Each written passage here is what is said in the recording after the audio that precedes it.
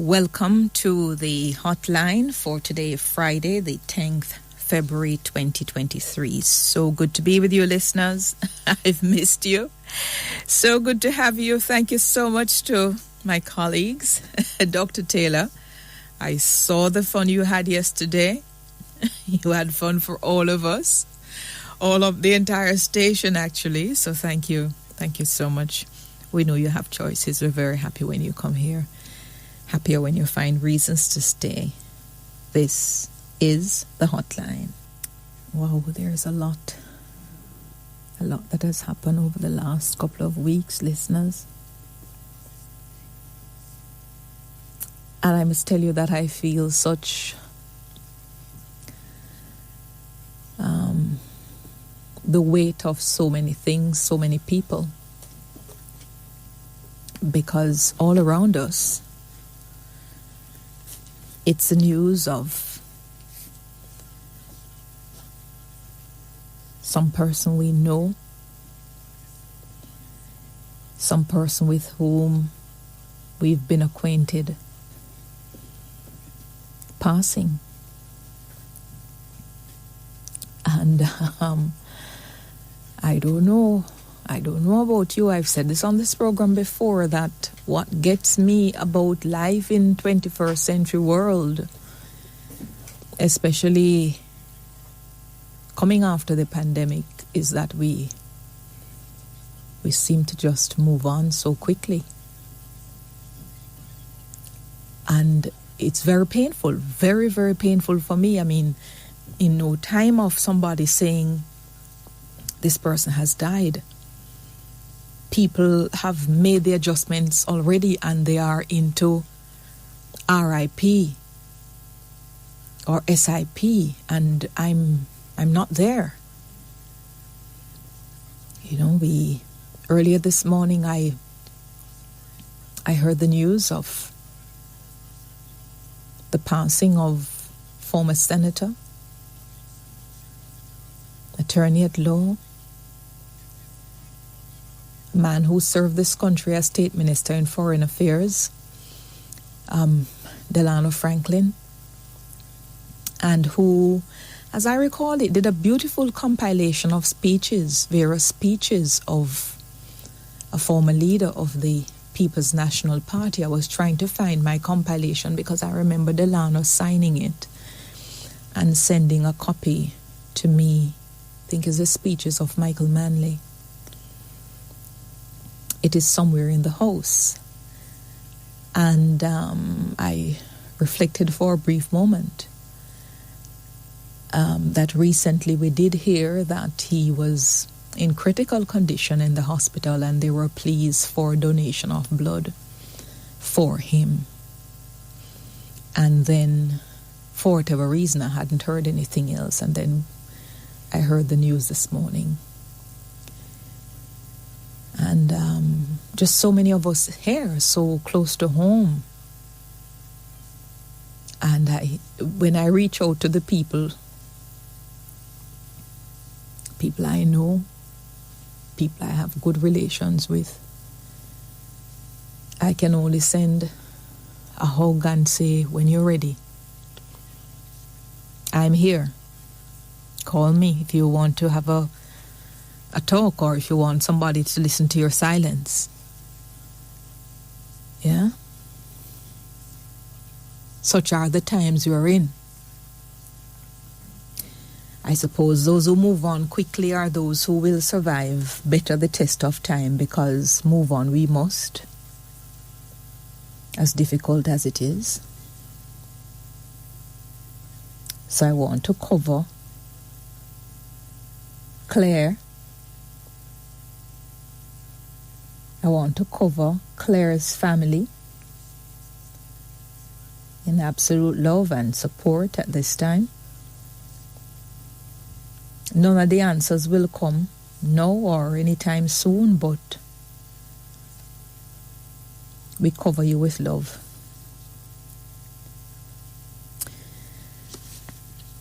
And move on we must. What a time.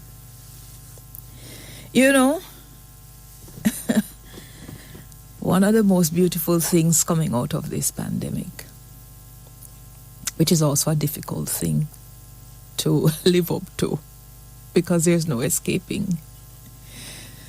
But one of the beautiful things is the way in which courts across the world who never made use of the online facility have been forced to do so now in the face of COVID-19. And so I had the pleasure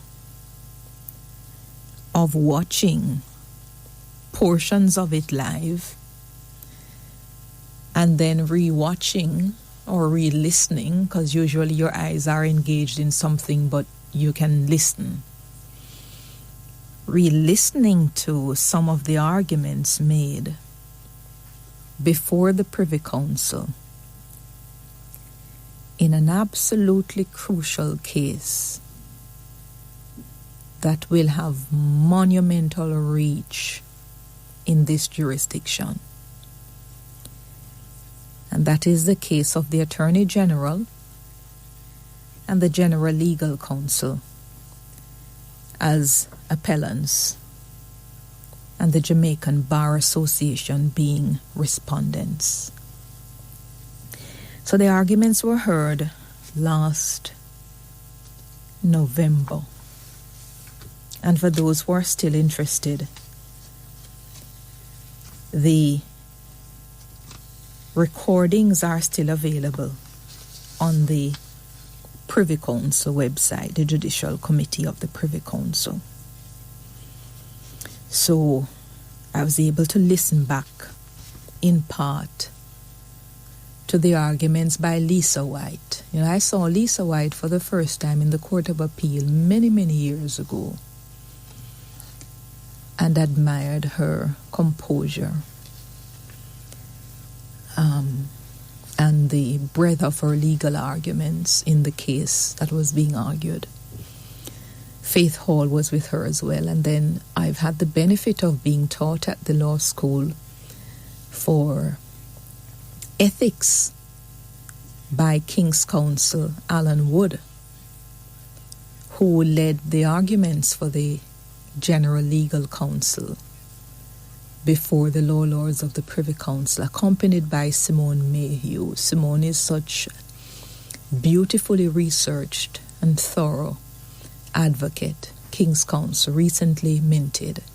Caroline Hay, too, we know of her for her diligence. And Sundiata Gibbs. I know of Sundiata, but don't know Sundiata personally, but I saw Sundiata in the proceedings in the Privy Council. And then for the respondent, another high-power team, Richard Mahfood, King's Counsel. And I've had the benefit of learning so much from Georgia Gibson-Henlin, who has such a brilliant legal mind. So thorough, so diligent. Emil Leiber, former president of the Bar Association. And I don't know Whedon Daly, but I suppose in time. But what struck me about this particular case that we have to study in some detail, so do you listeners. You need to, because of the impact it is going to have on a lot of things. But what we have here are three crucial bodies. The first is the Jamaican Bar Association, who actually brought the claim, and lawyers, Jamaican lawyers who are on the roll to practice in Jamaica become members of the Jamaican Bar Association. It's a guaranteed company, and their interests are to promote the interests of attorney, administration of justice, and civil liberties of the people of Jamaica. And the Privy Council notes that in the claim that they brought is not a narrow, professional, self-interest motivated claim, but what they wanted to test is whether this whole regime of the Proceeds of Crime Act and the particular designation under which attorneys were put under the law, whether it destroys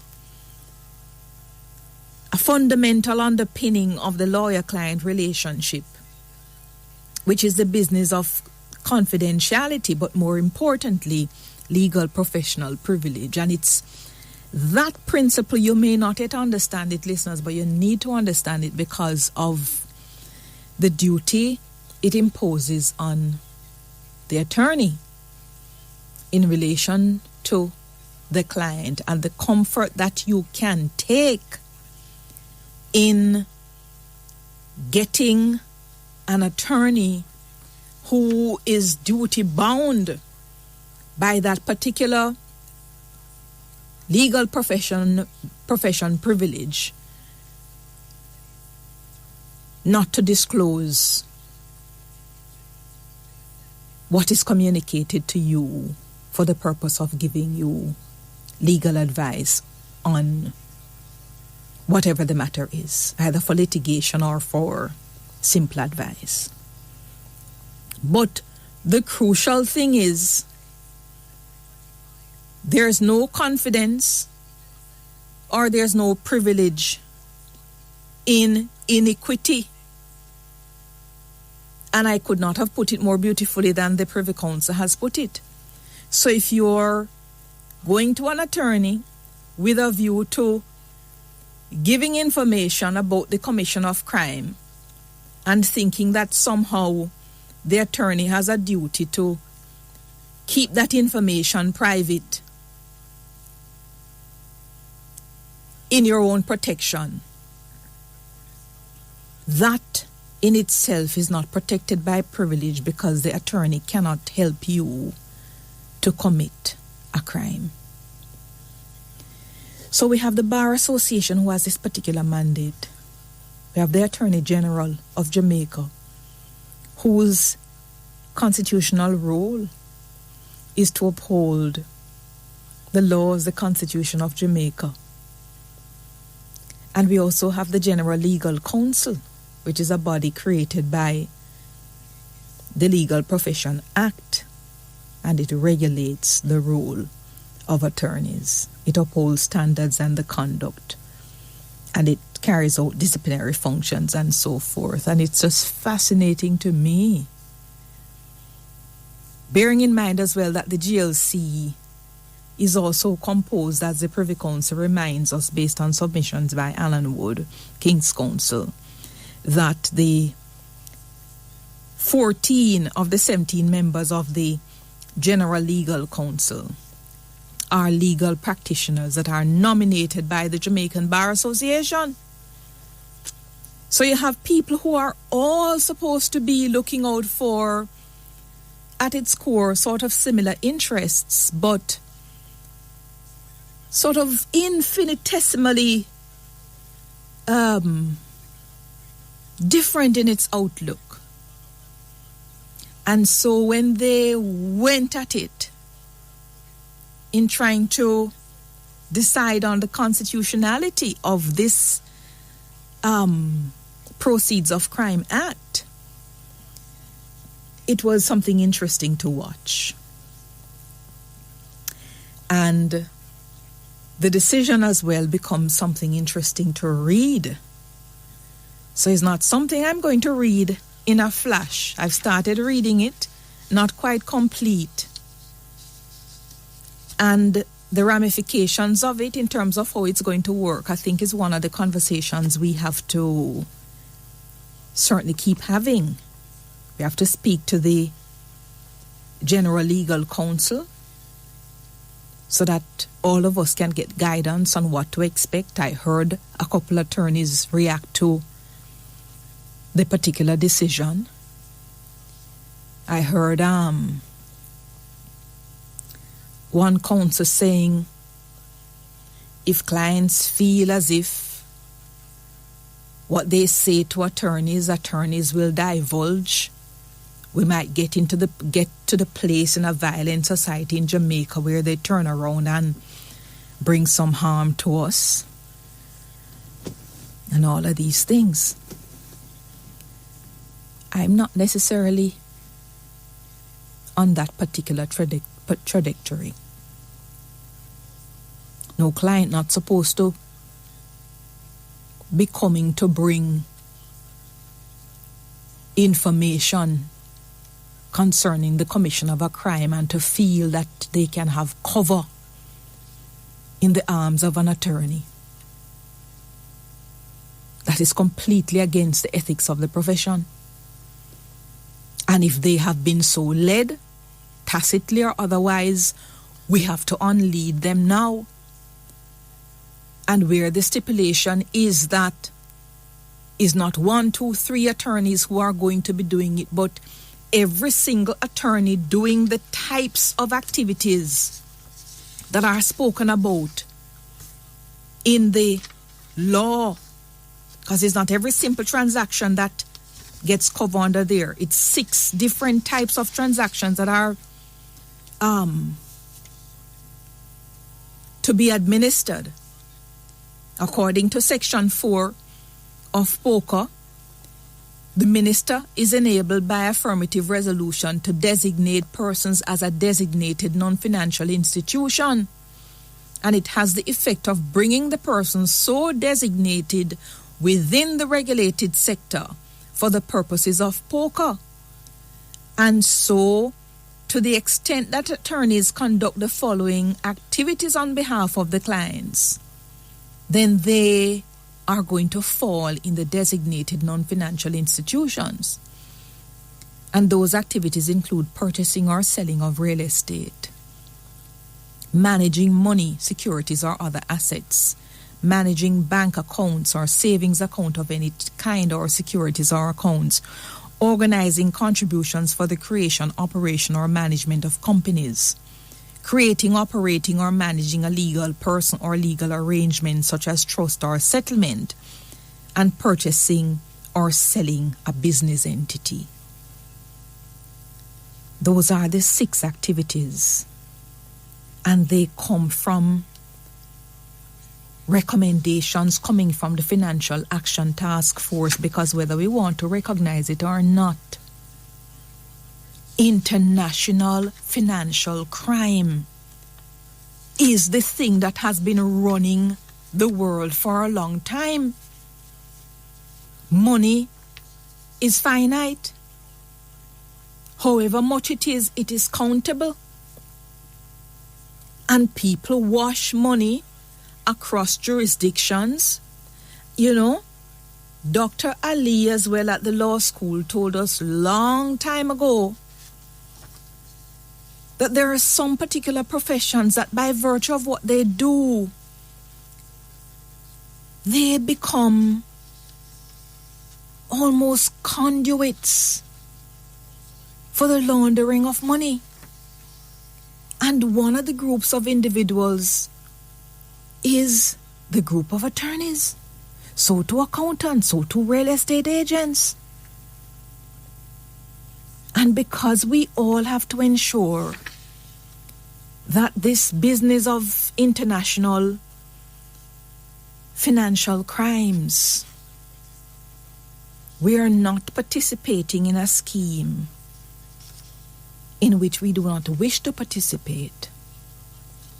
The right balance has to be struck in furthering the interests of the clients whom we represent, in ensuring that the transactions emanate from a clean and good source, and in ensuring too that we do our part in eliminating as much as is possible money laundering.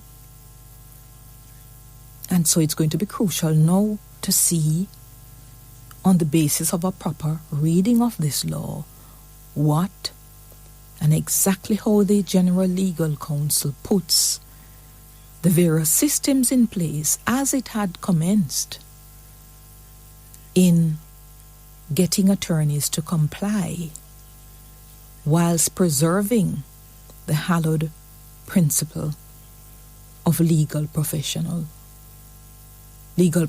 privilege. It's a very interesting time. From I saw a decision coming out of the Court of Appeal, and I read it here in full with an attorney from Jamaica, and how the law lords went to the end to come to the conclusion that they did. And when I look as well at the developments in other jurisdictions and how other attorneys in other jurisdictions have to comply with similar provisions, such as what is contained in the poker law in relation to attorneys without violating the legal professional privilege, I knew it was only a matter of time before a way is found to get us in Jamaica to conform. We're up on that moment. I'd really love to have the time during the course of the program to read and explain to you the portions that I have read. But I think I have quite a bit this morning in terms of features, so we can't go into that. But when we can, we will. And I'll certainly highlight for you, when I can, some crucial portions of the decision. But the clarity from the Privy Council is what it is. And we are in for completely new dispensation. You need to keep watching. This is the hotline. At 11:30, we have Inside Banking with NCB. 9262178. Good morning. Good morning. Leonard. How are you? Not too bad, and you? Fine, thank you. Good to have you. Yeah, I can understand this why this thing went to court, but on the other hand, you can understand law, what? I can understand why they decided to take it to court. Going by the fiasco of the 7th Amendment to the Road Traffic Act. No, you can. I didn't hear you. You can understand what? I can understand now why that they decided to challenge the decision. Who? The attorneys. So the Bar Association brought the action. Yeah. What I'm saying is, might be how the legislation was drafted. I haven't looked at it. Well, so that could be a valid reason. But on a whole, the main reason was the feeling that it would erode what I mentioned, legal professional privilege, which is the... But this money laundering thing has been around from 1994, especially here, because of some European directives. Yeah, 1994? Yep. Well, the EU had a directive for all European nations to start paying attention to money laundering. Yes. Well, that is that's when the assault, they say, started in Jamaica, but it doesn't mean money laundering hasn't been around long before that. Yeah, I know that. So basically, what I'm trying to say is, I wouldn't think the law would have been drafted to take into consideration all the aspects with right to privacy, confidentiality, right to liberty, because the law understands. So basically, what the law is saying, as far as I was concerned, what happens here? You can't just turn up to a solicitor with cash and wanting to do a transaction. Yeah, well, would report it. At Pick and Save, when you shop delivery or pickup, you get the same great in-store savings, including digital coupons, sales, and fuel points. So however you shop, you'll save for the win. No shop delivery or pickup and save like you're shopping in-store. I know that. Right. One is not allowed under law to do that. But for the attorneys, apart from the fact that you are not supposed to legally take over 1 million in cash, there is the other issue of if somebody comes to you and is doing any of these transactions, for example, are you supposed to be doing due diligence on the client to find out what is the source of funds for this money that you intend to put up as purchaser for this particular property? And if in the course of doing your due diligence, whether you're satisfied or not, you just think the quantum of money for the type of work that the person does, Ready? you know, it would require some reporting to either the, Hey, can you send me that? I'm not even sure whether it's a competent authority, which would be General Legal Counsel, or it would be FID, or it would be the supervisory body, which would be like the Bank of Jamaica. Not sure which it is. So I think the attorneys were concerned as to whether it would breach the relationship. Yeah, but unfortunately, the same thing has been happening in other jurisdictions for a very long time. If they doubt, if the attorney or the lawyer doubts the money that's been sent, that he's dealing with, he reports it, it's done automatically. No, it hasn't been. Here, in this country, sorry. Right. Here it's done automatically. I understand it's done in the UK, and for whatever reason they've resolved it. But bear in mind as well that apart from the legal professional privilege principle, we also have a recently drafted charter. The UK, for all of its antiquity in constitutional matters, it doesn't have a written constitution. Yeah, I know. Right. And so all principles... Yeah, that's the difference. Yes. That's the difference. One written, one unwritten. Yes. I get that point. So all of the principles, all of what passes in ordinary law, all of what is put in ordinary law by the legislature, it has to stand up to the scrutiny of the rights put down in the charter. And what we have had in Jamaica, and I've said it 1 trillion times before, this NIDS judgment that came out in the court, when I read that NIDS judgment and allowed my mind to run on the possible reach of the law based on the decision in NIDS, the reading of the Constitution, the charter was so broad, Leonard, that I could not imagine how any society could function with the width of rights that citizens are read to have. I couldn't see what would be demonstrably justifiable so as to infringe some of the rights. Huh? Draconian. No, it's not draconian. The document is read to be so liberal.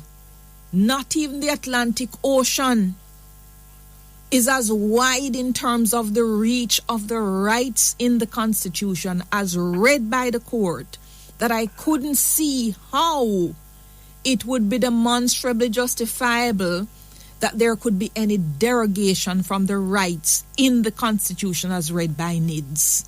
Okay. And I think now for the first time, we're seeing in this case, what this case is telling us, is that yes, privacy rights are breached, but the breach is demonstrably justifiable. And what is demonstrably justifiable breach? It is combating money laundering. Yeah, it is national security. That's what this case is telling us. It's inevitable because of the scope and how detrimental it is. It's going to violate a little bit some rights somewhere. So some people always think, and I've heard even Mark Golding keep repeating it, that it is somehow a political sin from which one cannot recover for rights to be abridged. Rights must be abridged because no right is absolute. Yeah, didn't your school, your former head girl or whatever, she's on that track well. Yes, they have to be abridged, but the abridging of the rights must be demonstrably justified. Right? Yeah. And as I said, my difficulty was trying to figure out in what scenario would the abridging of the rights be demonstrably justified. And the Privy Council is telling us this is a situation in which it is demonstrably justifiable, which is combating money laundering and whatever policy the government has put in place and blah, blah, blah. And didn't they mention something about because of the high crime rate? Yes. Yeah. Yes, what they say is that the government actually had a crime policy. Hold on for me, Lena. Let me take a quick break and come back with you. Okay. Mm-hmm. Yeah. Thank you, listeners. We're back with you on the hotline. So what the decision says, Leonard, it traces the history of the poker regime. Talks about the 94 assault on money laundering, as you said. The 96, the Money Laundering Act created a new offense of money laundering, and in 2007 we have poker proceeds of crime, which made comprehensive provision for the confiscation of proceeds of crime generally, creating for that purpose the Assets Recovery Agency in the form of the Financial Investigations Division in the Ministry of Finance and Planning. Jamaica is a signatory to the UN Convention Against Illicit Traffic, which is the Vienna Convention, and also the Palermo Convention. In order to give effect to these, the G7 created international government body known as Financial Action Task Force, FATF, with the mandate to set anti-money laundering standards and to promote effective legal and operational measures to protect the international financial system. The mandate of FATF was thereafter enlarged to set standards and to promote effective implementation of legal and operational measures to combat money laundering, terrorist financing, and other related threats to the international financial system. Yeah. But the point you ask about Jamaica, they say that the other trigger was a national security policy for Jamaica published in 2013, in which the Jamaican government ID money laundering as part of Tier 1 threat to national security, that is a clear and present danger, and specified removing the profit from crime, that is attacking money laundering, as the first of 6 recommendations for tackling Tier 1 threats. Prominent among the recommendations was the shifting of focus of law enforcement from street-level criminals, quote, to the top bosses who enjoy and control the profits, and the people who handle the money, that is the facilitators, including the politicians, lawyers, accountants, bankers, businessmen, real estate brokers, and others who operate in both the licit and illicit worlds. And it is because of this security policy of 2013, coming with the background I just gave you, why we had the enabling schedule to the Proceeds of Crime Act now, which gave the minister, by affirmative resolution, the power to designate non-financial institutions. But you know what, to be fair, if the people who are doing transactions with lawyers and that involve real estate and accountants and if the clients know the money is safe, they have nothing to worry about. If the clients know the money is what? If the person's bringing the money, if he can trace where his money is coming from, the source of his funds, he has nothing to worry about. Right. It's the others that they're trying to. This is where how do you draw the line there? Is the what? It's the people, the others, the unscrupulous ones. Yes, but when you think about it, though, Leonard, I heard Motondo Makula yesterday on Beyond the Headlines, and he said in the UK, sometimes the money launderers, they even sue each other, to wash their money. HSBC and a few other, I think HSBC mainly, they have been sued and found guilty for money laundering. So, well, I didn't know that. I didn't know that, and I'm not even going to let that go without more. But what I'm saying is, you may have person against person having suits from time immemorial until God knows infinity, because they have the money to pay counsel to go at each other, and then invariably one of them wins. When you win a case, you may get an award in damages. So even what you're paying out now for the court, it's coming from a tainted source, but in a way it legitimizes the money now, because you can say it's money coming from some judgment that you have won. Yeah? So once you have dirty money in the international financial system, as you do, people are going to find legitimate ways of washing it. It cannot come in a bag anymore, certainly not in Jamaica, in a lot of other jurisdictions, because there are limits on how much cash one can take. So it has to pass through the financial system, which is why the FID, the Bank of Jamaica, as a regulatory entity, they all have such crucial roles. And once the gatekeepers can keep the gates closed in all of the jurisdictions, and there are about 180 countries now that are party to the FATF regulatory scheme and the various conventions, then very soon the money launderers will not have anywhere that they can launder their money. HSBC 2012 charge, they had to pay $1.9 billion for something to do with middle Mexican drug cartel money. Mm-hmm. And that's what they've had to pay. And the other thing as well, if the money have anything to do with the USA, you could be extradited to the USA and money laundering charges on top of it. Mm-hmm. So it is say that again? I said if the money if it had anything to do with the USA, whoever's involved can be brought to trial in the USA on the money laundering. Yes, there can be once it touches the jurisdiction, there can be extradition proceedings so long as the relevant treaties are in place. Yes, it's just an interesting time. I as I said, this decision has to be read and reread, because one of the fascinating things, and you would benefit too, Leonard, from listening to the submissions. If you go to the Privy Council website. No, I've sent you the link. Did you?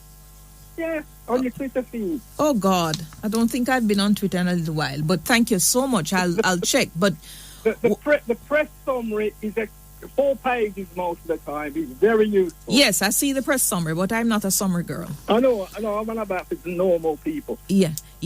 Anyway. Yeah. So, but you can have a look at the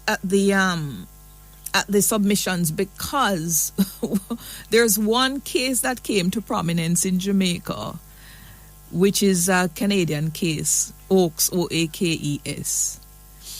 And the submissions I heard Alan Wood making, and which seems to be accepted by the Privy Council, is that the sort of 3-pronged approach that they use in Canada to establish constitutionality, we don't really have it here. We only have demonstrably justifiable as our test.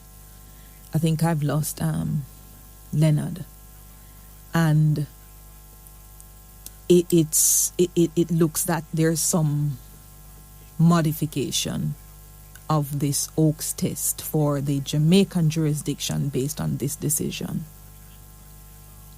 Yeah.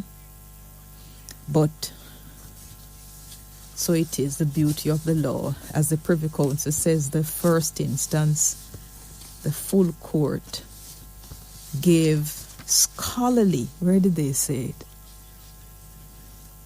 They say a 3-judge panel of the Supreme Court of Judicature of Jamaica, the full court, concluded that the regime did not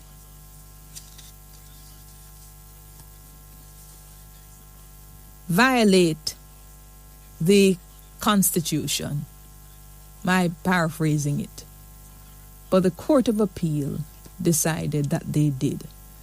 Both courts were unanimous in their fundamentally opposed conclusions, supported in each case by lengthy and scholarly reasons in reserved judgments of more than 150 and 250 pages, respectively. And that's the beauty of the law. Different conclusions on the same set of facts and it's just always brilliant to read. 9262178. I'm sorry, 9268631. Hello, morning. Hello, good morning. How are you? East Central. I know it's East Central. Yes. Just hear something.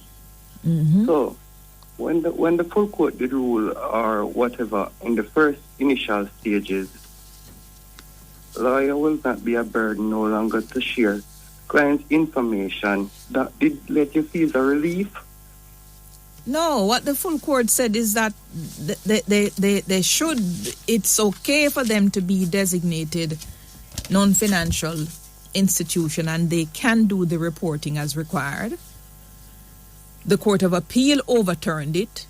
So the first instance court said there was no breach of any protection under the Constitution, no breach of rights, no breach of legal professional privilege, and the designation that POCA put the lawyers in, as POCA has put the accountants in, as POCA has put the real estate people in.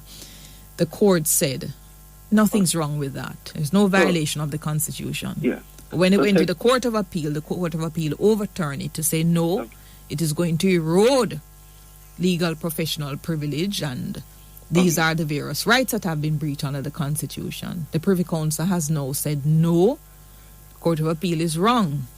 The full court, the first instance court, was right.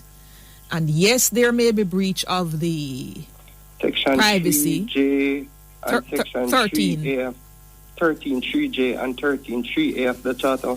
Yes. Okay. There may be breaches of those, but no right is absolute.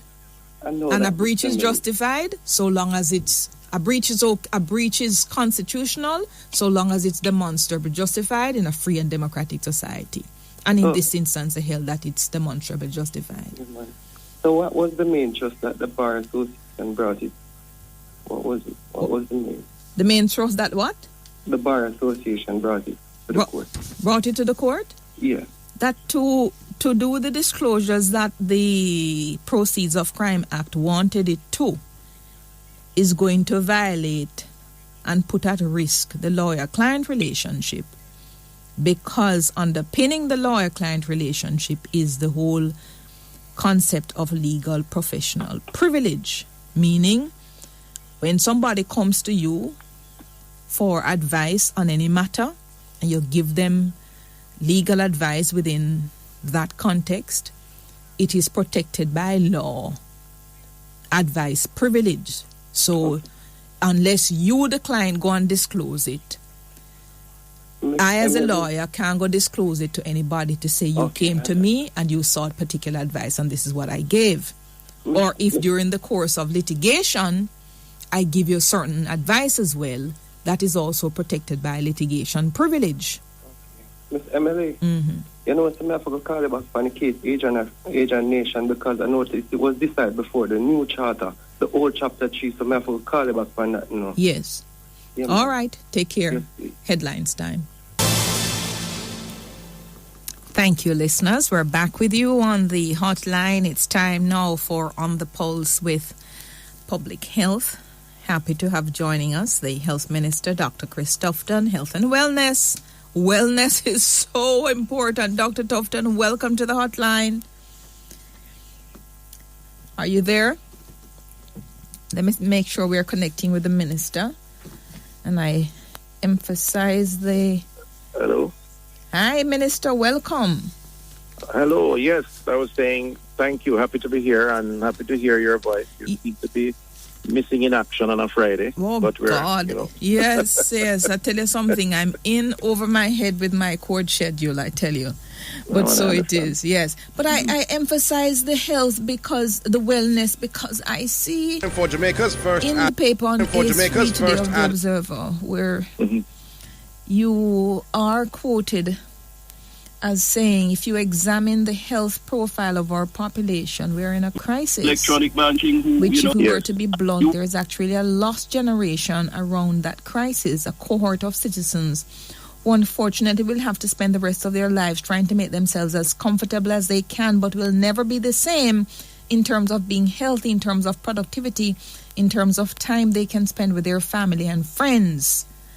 And when I saw it, it's an almost chill came over me, and I'd love for you, with all whatever else you have planned, to give me some details around this crisis that you're talking about, which I'm sure you've spoken about it before, but some people don't realize the magnitude of what we're in for. So I give you one example, and I raised it too at the launch of the Heart Foundation, MOH and others collaborating in schools. Yeah. I told you there are 40,000 Jamaicans who are, I'm told, in fifth stage renal failure. That's kidney failure. Many of them are well below the age of 70, which is considered to be a fairly decent length of time on earth. Many, they need either dialysis or they need a kidney transplant. If you visit a renal unit, a dialysis unit, which I did the day before at Spanish Town, and talk to the people who are on dialysis, they have to spend ideally 3 times a week, most of them 2 because of affordability, 3 hours or more on this machine, which means effectively their work schedule is significantly compromised. Their energy level, the cost associated with treatment, and that is just one. I give you another one very, very quickly. In 7,500 Jamaicans had a stroke. 2,500 died. The rest of them were so incapacitated, meaning loss of motion, needing therapy, expensive treatment, that their productive years effectively would have come to an end. Many, if not most, below the age of 70. The point I'm making is that, and a lot of this, by the way, is around how we live, lifestyle. Yes. The foods that we eat, the lack of exercise, the lack of rest, the stress. Yeah. So what I'm saying is, when we really analyze what is happening, the data, it's saying that many of us are depriving ourselves, and I say us depriving ourselves because there are a lot of modified activities that could take place to prevent a stroke. In fact, I'm in Obey now at a neurosciences, and they're focusing on 75% of those who have had a stroke could have avoided it if their lifestyle had changed. So that's the point I'm making. We're losing a generation because of how we live, and we have to start with our children, which was the point of the exercise yesterday, to give them the best chance of leading lives that gives them a fulsome life and a productive and happy life. And that starts with their nutrition. That's why we have a nutrition policy for schools. That's why we're cutting back on the sugary drink. With the exercise, the Jamaica moves in schools and so on. So that was the point I was making. And it's a real serious point that I think the country has to come to terms with. But I just fear that this generation, the most recent one now, these children are perhaps going to be worse than even the one before. When I look around, the Western diet, the American diet is creeping into the Jamaican society. Every known fast food establishment in the United States that blow people up in no time, they're coming here. And I never pass any one of them without the queues being exceedingly long. And people think it's a treat to take the children there. So I don't know how you're going to get around, this crisis that you say, generations of us are in, when our children now are being fed on the things that are made up of so many of the bad things. How are we going to get around that, Minister? Well, this is why I think the health-seeking behavior has to be stimulated, starting with where we have our young people who are forming habits now. One of the things that someone said yesterday at the event was that their daughter grew up on water with the meal. And they're at a stage, it's a teenager, where she only requests water because water is a standard habitual practice. So the school environment is critical. The nutrition policy in school that we're doing at the Ministry of Education, to me, is a game changer. Because if we can adjust the menu, the diet, working with the cook shops or the canteens and try to give the kind of variety, because everything is a balance. I mean, I believe too much of the fast food clearly is bad for you, but I'm not suggesting that you must never have some at periodic points.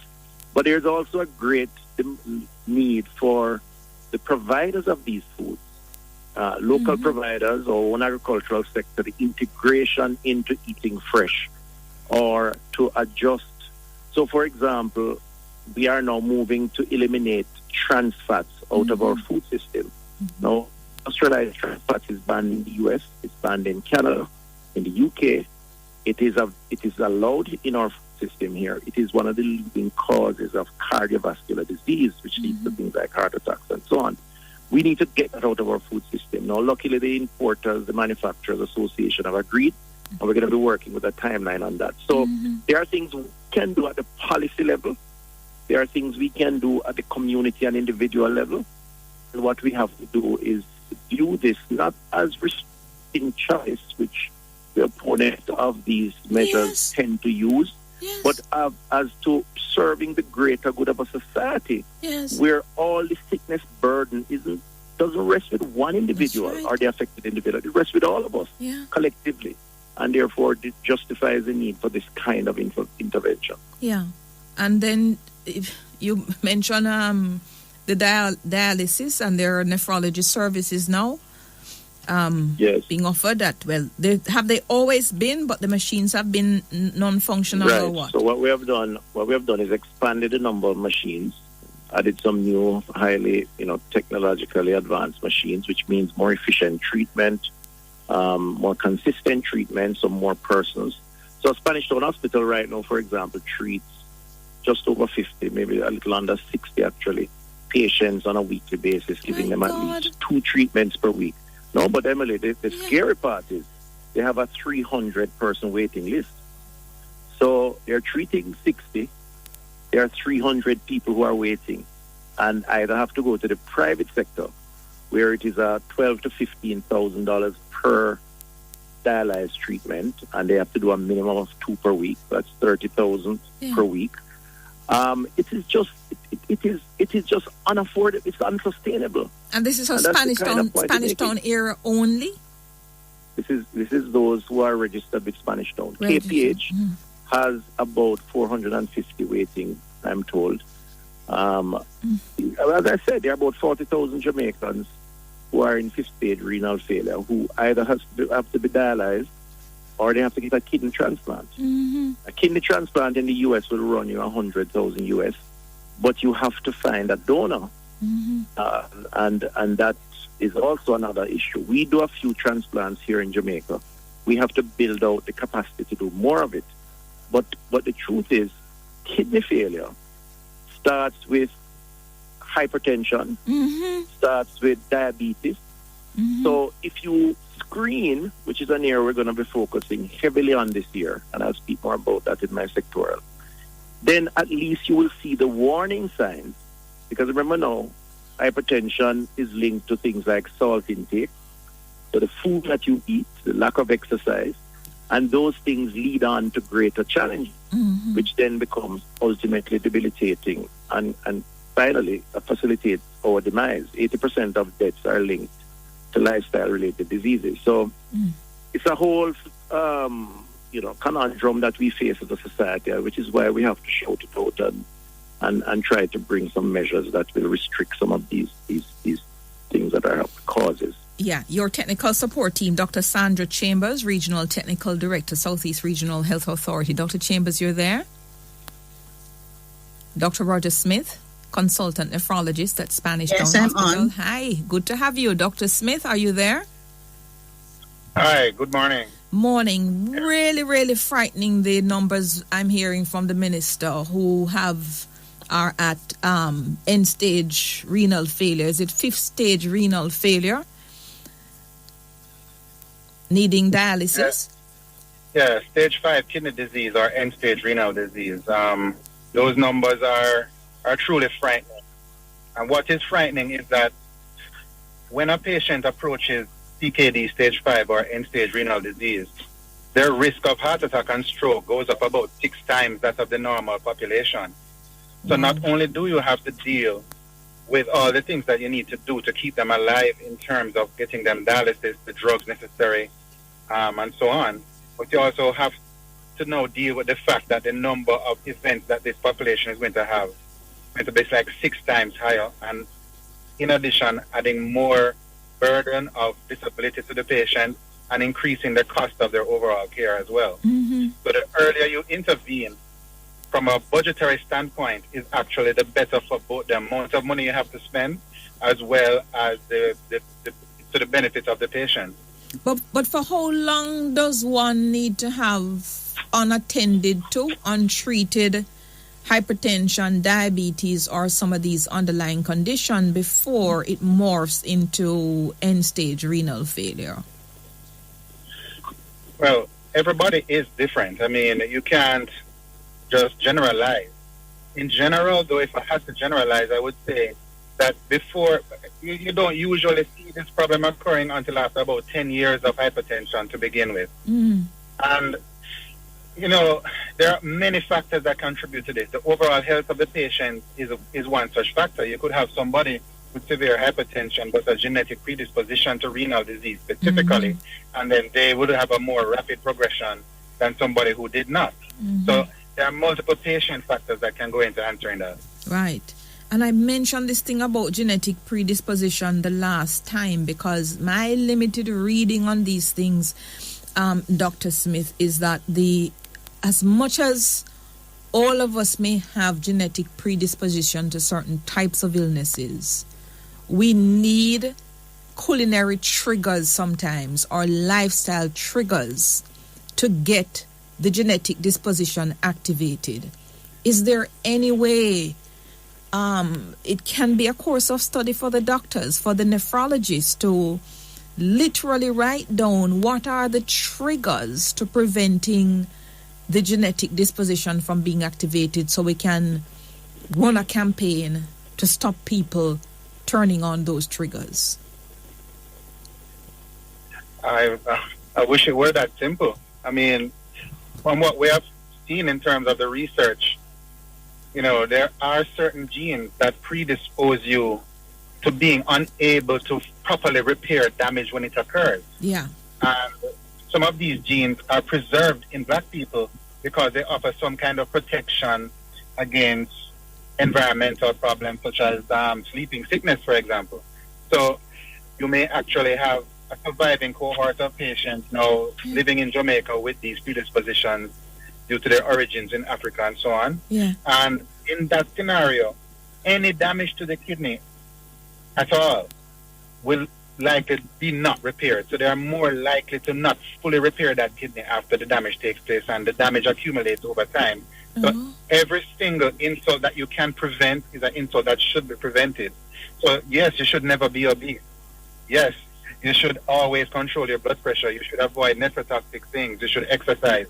You should do everything that is positive to try and counteract all the negatives that you cannot control. And that's going to be the final outcome at the end. Wow. Listeners, we're always willing to take your calls. 876-926-7615, 926-8631. Anna K will let us know who is there with a question. But these statistics are frightening. So about 40,000 Jamaicans, Minister says, with about 5th stage or end stage renal failure. Is this an increase over the years, Dr. Smith, or are we sort of at the same level for a long time? It's difficult to know, but we do know that we'll be seeing higher numbers now because we're doing more screening and there's more available data and it's actively being studied. Yeah. So we're expecting the numbers should be going up just based on the fact that they were looking at it now, as opposed to previously when we would not have had access to data like that. Our point prevalence for CKD in Jamaica is around 327 people per million population. Is what? Say that again? Our point prevalence for end-stage renal disease in Jamaica is about 327 people per million population. So at any given time in our population, you have about 900 people at any given moment every year who will have progressed to CKD stage 5. And you would then have them kept alive via medication, clinic visits, and so on, and then they will progress to end stage, and then they'll be kept alive by dialysis or transplant. Mm-hmm. And so you have a cohort of patients with good medical care that will continually increase. Mm-hmm. All right? And the survival you're looking at here is variable, but usually about 5 years for the sickest of patients, and with dialysis maybe up to 20 years, and with transplant lifetime survival can occur. Mm-hmm. So but the numbers have to increase with time if we're doing our job at keeping them alive. But they don't have to increase if we're focusing on primary care and preventing the problem at the same time. Wow. You understand what I'm saying? Yes, I got you. Right, this is the hotline. We're talking matters of health, listeners. Very frightening numbers coming on the pulse with public health. And then if you just tell the listeners as well, until we have somebody on with a question, let the person come online with a question, Anna K. This is the hotline. I just want to then find out, what are the symptoms? If you don't know, if you have undiagnosed, undetected hypertension, Dr. Smith, tell us some of the things we need to be looking out for and to be running to be tested if we see them cropping up. If you don't know that you have hypertension, and you might have hypertension, you may have symptoms such as headache. All right? You may notice swelling of the feet, palpitations, shortness of breath, things like that. Headache, swelling of the feet, palpitation, shortness of breath. Okay. All right. I think we have online Donovan. Hi, Donovan. Good morning, Mrs. Shield. Yes, welcome. Yes, and Dr. Tufton. Yes, Dr. Tufton is here. Yes, Dr. Tufton. I'm 70 years old and I have an issue here. I was in KPH on the 4th of the 3rd, 2021. Leave here on the 8th of the 3rd, 21. Supposed to visit May 11, 2021. Because of other issue when I leave there, I seek a medical attention from other doctors. Now the doctor asked me for my medical report from KPH. She gave me a letter, I took it down there. They didn't give me the right decision, so I should pay $4,000. They said they can't find the letter that I carried. I go back and again I get another one on the 25th of October 2022. And today the doctor is coming on the 15th to look at me. She's a specialist. She don't work. She just come here in Jamaica and work and go back home. And I can't get the medical report. I even get a lawyer to do it. Mr. Mullins. Mr. Mullins. No, hold on. The minister is answering you quickly, so you can get it. I will solve that problem. Just get the number of your producer, please, Mrs. Hughes. Just get the number from me and I'll follow up. Okay. That's unacceptable. I mean, whatever. If they can't find a record, then they need to re-examine and use try and find a doctor to keep the history and so on. So we'll have to get that done. Yes, and it's not the first call I've had in the last 3 weeks calling me about this medical report thing. This is why we're doing the electronic health record. Yes. Because part of the problem with the paper-based system is things get mislaid, hard to be found. So that problem will be solved hopefully in the few years to come, because we have signed the contract and we're about to begin the process of digitizing records. So it will be kept in the cloud in a safe space, as opposed to in a room where things get misplaced. Right. All right. Thank you so much, Donovan. Hold on, you here, and give all your details there to Anna K. Hi. Let's see who we have next then. Hi, Crystal. Good morning. Morning. Welcome. Thank you. I just want to ask Mr. Tufton, when will we get in some chairs at Corner Original Renal Unit? Well, I don't know that we don't have enough. I went there about 3 months ago and they had. You mean they're not in good condition? You are one of the patients? Yes. We just bought quite a few for Spanish Town and KPH.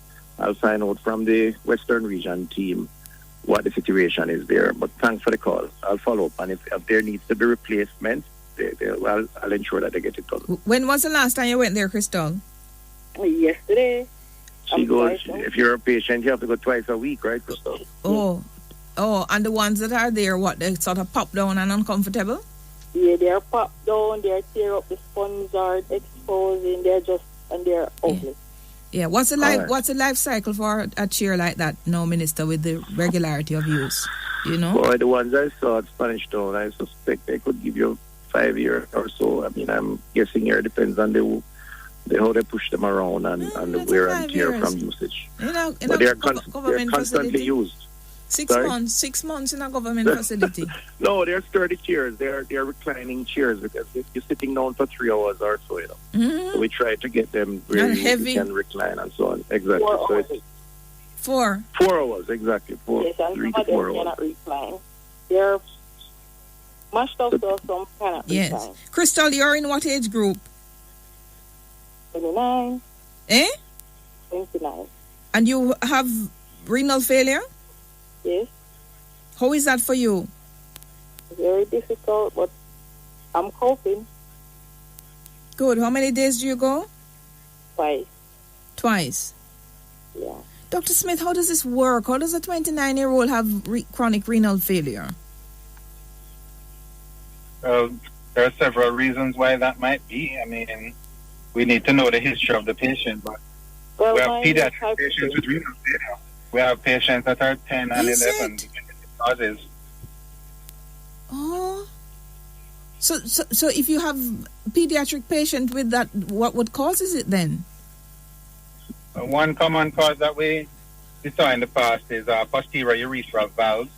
Mm-hmm. These little valves that are formed at the back of the urethra, and they basically obstruct the flow of urine, and if not recognized, that would lead to obstruction of urine and damage to the kidneys over time with repeated infection. That's one thing that we can see. We have childhood nephrotic syndrome. But how is that? How is that not picked up during the pediatric care that the child's supposed to get? Pick up quite a bit of them. But one of the things that you might miss is that the patient may actually not know because they have a partial obstruction. Yes. And they may have 1 or 2 infections of the bladder. You're treated with antibiotics. You go back again, you treat again with antibiotics. Goes away for a while, comes back. It's not permanent. But then after 10 years of this, by the time they're 10 years old, that would be a long time to be going through something like that with end stage. Wow. Right. Crystal, when the time is right, you'll call me and tell me about your experience and how you're managing. Thank you so much. Thank you for being so open with us. Thank you. All right. All right. I think we have a last call. John. Hi, John. How are you? Good morning, Mr. Shield. Good morning. Welcome. Yes, I have a question there. Go ahead. I would like to ask the Minister and Health Minister if he put in place something that will clear up all those things that killing the baby down at KPHF and put in place measures that will not occur again. KPH? Yes. Oh, you mean the Victoria Jubilee situation? Yeah. Yes. Yes. Right. So the matter was resolved from earlier, but we did a kind of post-mortem of the matter with the PAHO team who came in. We looked at the report that they submitted. It was very similar to what the internal team discovered. We have taken steps to try and correct what can be. There are some underlying issues which I think are difficult to solve. One being the ratio of medical staff to patient. As PAHO report said, so did we. We need 1-to-1 or 1-to-2 because these are very vulnerable babies. We are doing 1-to-6 and 1-to-7, which is a real issue, but it is as a result of the shortage of these professionals. So, it's difficult, but when these things occur, we try to see how we can bolster, the arrangement in terms of supervision, in terms of cleaning. But the challenge remains. But for now, we don't have that problem. So we're happy to say. Thank you, John. Thank you. Thank you. All the best to you. Thank you. I am really just shocked by the numbers that you've given us today, First Minister and then Dr. Smith. We do have a lot to talk about the health of our population. So perhaps, I know you'll arrange the topics in the education focus for this segment, Dr. Tufton, because we have to begin the change like yesterday. Agreed. It's a big challenge. The conversation, national conversation is important. Mm-hmm. And I think early detection, as Doc said, where we see the problems coming and we cauterize through treatment and life changes, which is why nutrition policy is important, which is why we have to deal with the trans fats why we have to have a front of package labeling. Many people don't make their association with these initiatives and the health profile. They think it may be too much of restricting, but it really is not the case. We are in a crisis, and we have to do something about it. Let's talk again. I'm up on time. Thank you so much, Minister. All the best to you and your team. Headlines time. I'll back announce out. Thank you, listeners. We're back with you on the hotline. It's really frightening, those numbers that we got from the doctors a moment ago, led by the health minister, you know. And I think what we have to do, we have to imagine ourselves in the position we don't want to be in, like in a wheelchair. Yeah, like having our faculties seriously impaired. Imagine what we do not want to be. And then think about what we need to do now every single day to stop us getting to where we do not want to be.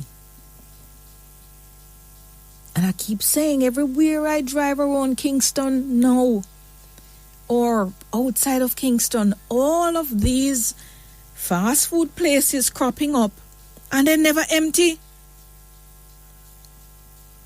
People think it's a treat to go to a fast food place with all of the greasy food, and sometimes them put up some food. Me say, we're not food for body, and not put them something there now.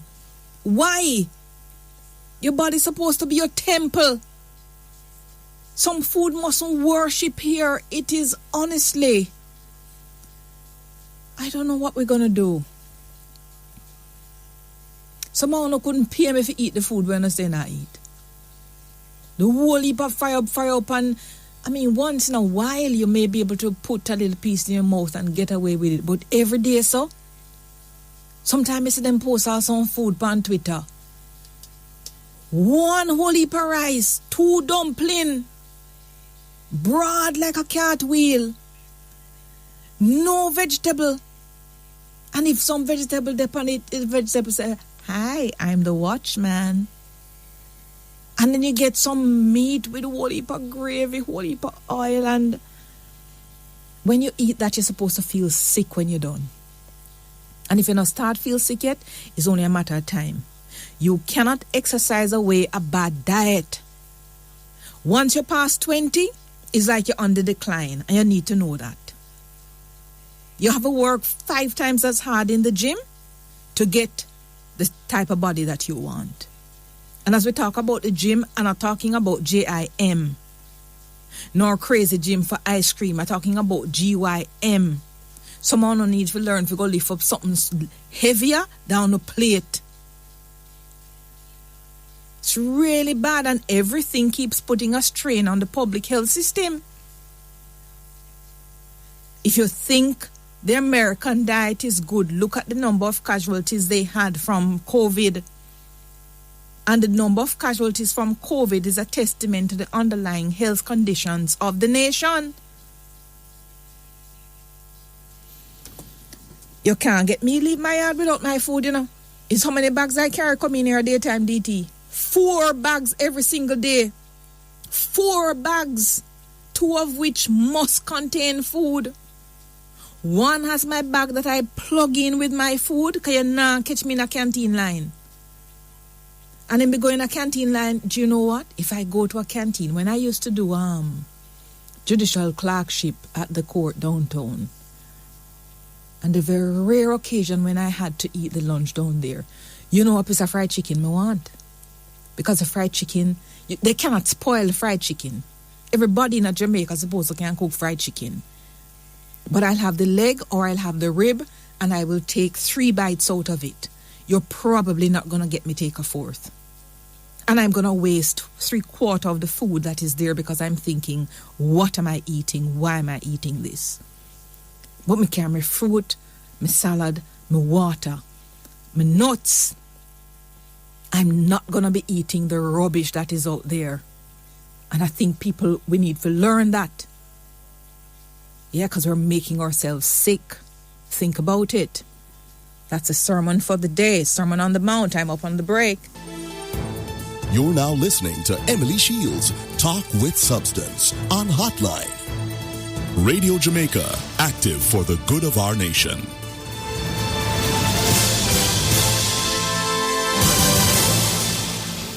Thank you, listeners. We're back with you on the hotline. It seems I've diverted somebody. This King Demi says, listen, I was about to go buy fried chicken and curry gravy for lunch. So the sermon hit somebody.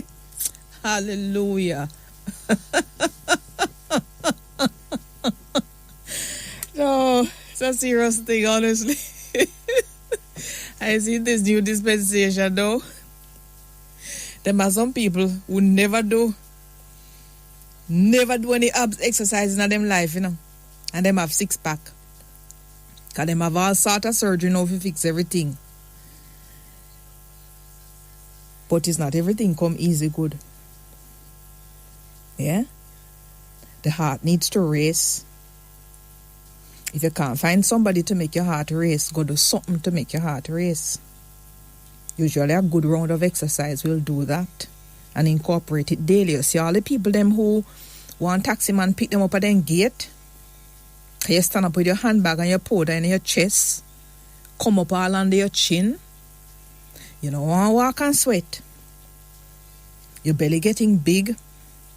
Your bottom going up there because the men tell you them like you're fat. Them not go like you're dead. Mark your slim people dead too.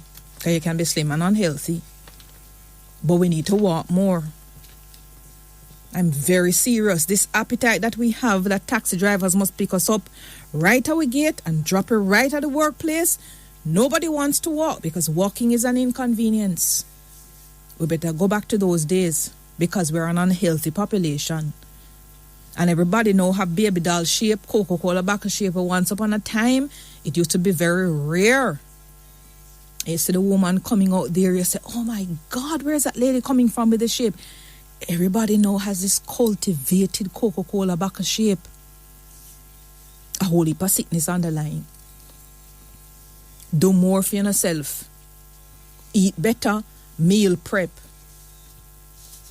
What I'm telling you is what I do. Yeah? Is what I do. And I don't only do it for me, I do it for my whole house. Because I made them raise up every vegetable in the shop them. Every celery. Every kale. Every spinach.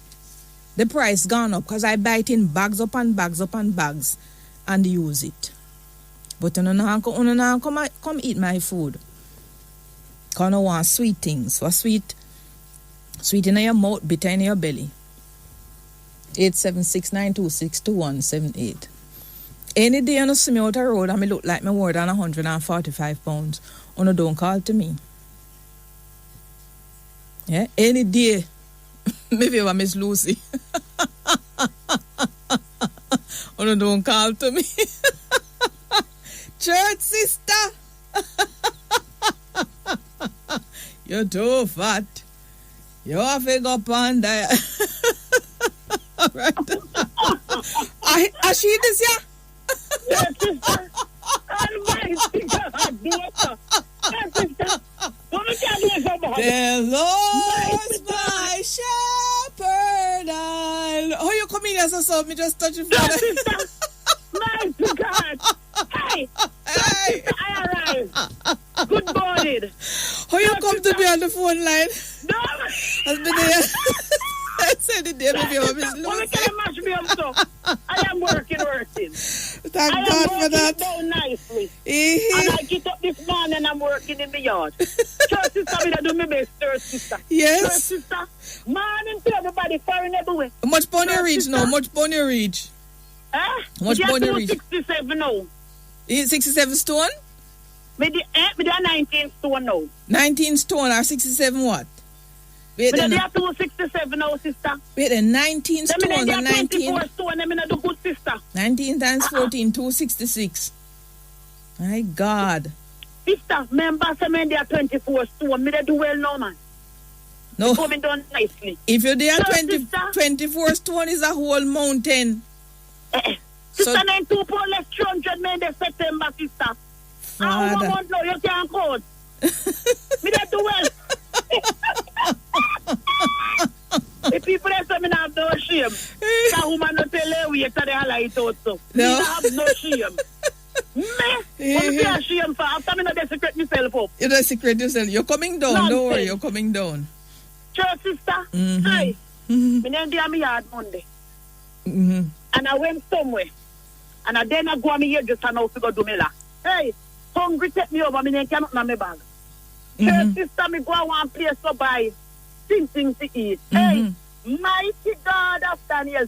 2-piece chicken, the leg on the time me say me want. And me tell him say, they put little chips on it. Because the white rice ain't cooked, so me say me don't want that. They don't have vegetable. So me they come to no vegetable on this. Not even a little vegetable, sister. Hold on, that's not bad. Church sister, for me born about 10 years now, me don't have to know for me born. The 2-piece of chicken is me hungry sister. That's why. Hungry when they kill me, so me have to eat it. Church sister, me drink 2 bottles of water, it can't help me. Me say, Monday night me can't sleep. Because all me head they spin all the blood pressure raise or heap of salt. Oh God. Church sister, me name was that so. People cook. Yes. Mighty God of Daniel, Mr. Church sister. Yes. The chicken me couldn't go for time. He not in cook. Yes. The rat sister, you only come and over. Hey, Jesus Christ for people that eat a road. Sister, because I go somewhere first and then come there so. Sister, I never have no food hungry and I can't manage hungry, sister. My sister are the worst thing in my life I ever do. Because she said, well, they're going to carry a bun pan with me. But that morning was a serious morning. So, we just tell her, sister, you're not pretty. You're not pretty, sister. I'm sorry for the people, them. But and you know what? You're sorry for the people, them, sister. Yes, me not eat out, you know, sister, but because I'm hungry. We couldn't keep it no longer. That's the key, you see. If you really have to plan every single day, long before you leave your yard. I never planned, sister. Me they tell her it was emergency. Yes. So me have to step out, sister, because me always camel in the bun pan with me, but me they tell you so when hungry, all me try to start tie up, sister. Me said, no, my God, master, this come like a bigger worm and hookworm starting on me now, sister. White so me have to go find something. White squall start take you. Hey, sister, more around white squall start take me, start yarn down all the woman, they ask me, all right. Yes, yes. And it gets so serious. Yes. But sister, when I look on the separation where they have my hand over, you know, and the heart go out, my heart go out. Your heart go out? My heart go out, sister. Go out. Okay. How can this be? I love the Prime Minister very much, but you know, press down here. And Mr. Mackenzie said, press the food down here because Mr. Mackenzie not coming down here. And the mayor, we don't have no mayor, and we don't have no councillor down here. The poor MP, they do little work, but she can't manage it, she don't have no help. Oh. She. And I do this because she a woman in the sabotage. No, they don't have an ex-boy, in a man in a Hanover, what that is. They are not there, Brown. They know we are probably she part up, so almost a month to go be there today.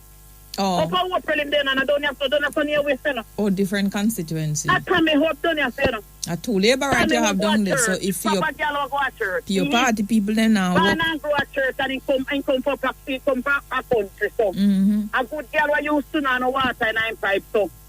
In try with this, so they took the move road now with the water, so we get water. But sister, how can the taxi man them put thing in the bus park? Then take what in the bus park and put supermarket. The taxi man they don't have no part. The bus man they don't have no way to park, sister. And you want to tell me see put on in police and they put them on them, they give them ticket on them. It's right. The Prime Minister needs to come down here. Because I don't want to go all and you say, stay on the mountain down here before trouble coming up. I want to listen to me because people want to say me mad. I'm glad they say me mad, you know, because in the Bible speak, Paul was mad, zero son me alone was mad, so me good. I'm mad, they still don't say anybody now. And when we take a stop, the Prime Minister needs to send Mr. Mackenzie come here. Mr. Mackenzie needs to walk out Lucy. The place in there where they sell the fast food, why they not put it on a Church Street? Why they have to put it in the middle of the town where the bus start there? And the people that will have their shop, sister, the little scoop where they have them, they call little money. They not go in a shame and can't pay light bill or water it, or light bill and do them bad or water it. They put them at the seaside to see mash them up that place. They put it at the front page of Lucy. And then now the police, when they give the bus man and taxi man them, and the truck man them, pick it, and now when they are Lucy people. It's a total wickedness they go on a Lucy. I never knew that I could have lived to see this angling here, a Hanover people. It is wicked. All of those things the municipal corporation supposed to sort out, you know. Ministry of Corporation? Yes. What are you talking about? Yeah, the mayor, where is it down there? Corporation you talk about? Yeah. Eh?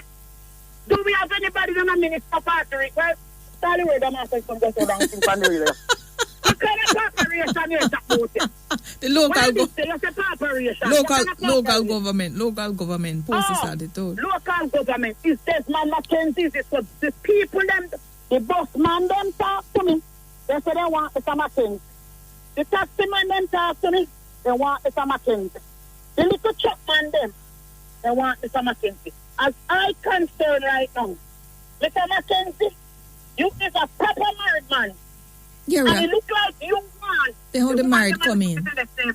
Eh? You're right. So when no money now come in, woman gone, you know. Kuya. Right. Then after woman has to down wait for man again for money. Sit down there. Stand there. I wish woman don't want man and give them nothing now. I will say things for. A different time now. Different time now. We have our own money. So you tell every more man say nothing. You not at all. No, we not depend on that. Free. Like what? What you mean like what you get? Like when they get. When they get that is free, you know must be a free. You can go for you. You know everything in the supermarket raised. So you want to tell me someone come on and provide a company and then they come to rub overnight and Hira. It's a good thing you know nobody because you don't understand the science behind it. You cannot talk about man and woman affairs. You don't know anything about it. Sister, what the people they tell me, you know? They might tell you rubbish. No, sister. The man then they complain to me. All man do see me them on me and say all around the house, sister.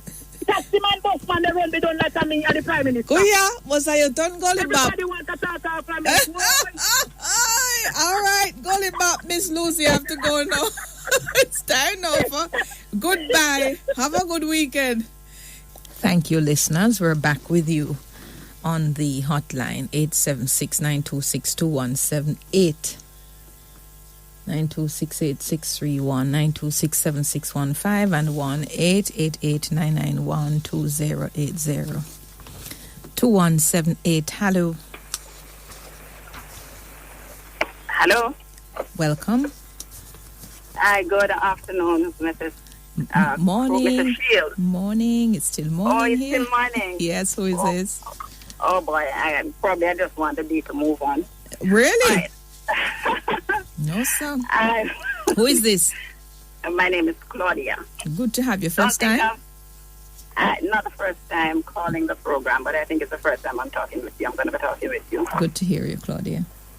All right. So I wanted to get you while Minister Tufton was on to ask a question of something I remembered some time ago, which was an argument which was positive as it relates to levying a tax on the fast food stores, and that money, I don't remember if it was a tax they call it or, but it was something that money would go towards the health budget, the national health budget.